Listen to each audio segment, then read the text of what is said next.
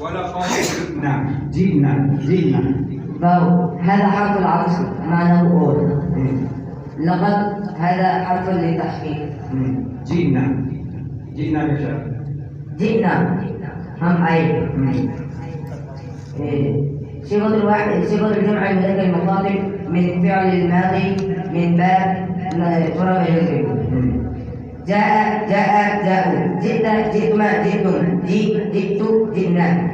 جاءت جئنا جئتما جئتن جئت جئنا. ولقد جئناهم جئناهم.